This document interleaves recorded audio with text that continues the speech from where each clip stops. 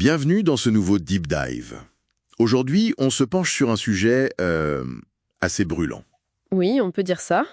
Comment, en 2025, le vapotage est passé d'une sorte de zone grise tolérée à un cadre hyper strict? C'est ça.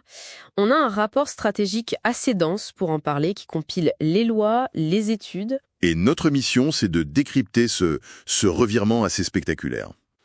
Un revirement qui en fait a un mot d'ordre, la fin de la tolérance. L'État a décidé de siffler la fin de la récré, comme on dit, avec une cible très claire. Les mineurs. Exactement. On passe d'une posture d'observation à une politique de contrôle très ferme.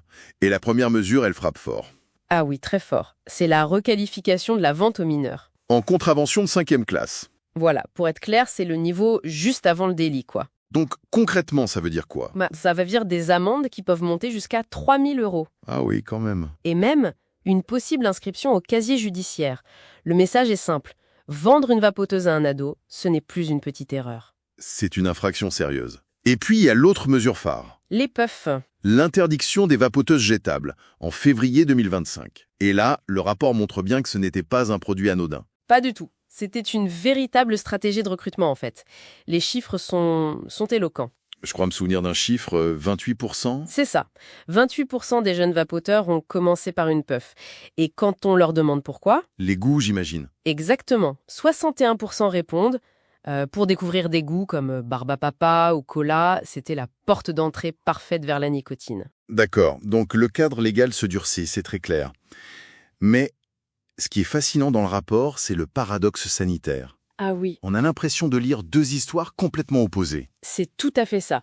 D'un côté, on a des données très alarmantes, notamment sur la grossesse. Oui, ça m'a marqué. Une méta-analyse de juillet 2025 qui est formelle. Le vapotage augmente le risque de naissance prématurée de 40% 40%. et de faible poids de naissance de 49%. Du coup, la recommandation, c'est de déconseiller vigoureusement. C'est un risque majeur.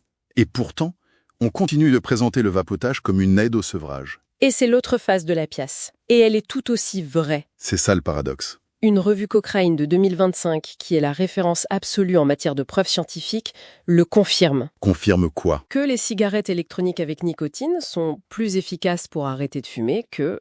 Que les patchs ou les gommes. On a donc un produit qui sauve des vies d'un côté et qui en met d'autres en danger de l'autre. C'est le cœur du débat. On sort de la vision simpliste du mieux que le tabac. Et ça nous amène à la grande controverse. Les arômes. Ah, les arômes. Ils sont à la fois le problème, Et une partie de la solution. c'est-à-dire... On l'a vu, c'est le moteur principal pour les jeunes, pour 61% d'entre eux. Mais pour les adultes qui veulent arrêter de fumer, C'est aussi ce qui les aide à se détacher du goût du tabac. précisément. Donc interdire tous les arômes, ça pourrait protéger les jeunes, oui, mais au détriment des adultes qui sont en plein sevrage. C'est un vrai casse-tête. Et cette bataille, elle se joue sur le plan légal. Mais il y a un autre front qui semble incontrôlable. Les réseaux sociaux. Oui, TikTok, Instagram. Tout à fait. La loi interdit la publicité, mais elle est complètement impuissante face à un influenceur qui fait une vidéo unboxing de sa nouvelle vapoteuse goût licorne. Ça ne dit pas achetez-la. Non, mais ça normalise le geste. Ça le rend cool. Et ça touche des millions de jeunes en quelques heures. C'est le nouveau Far West réglementaire. C'est vertigineux. La loi essaye de contrôler l'objet physique en boutique. Et pendant ce temps, la vraie bataille se joue dans le monde immatériel des stories.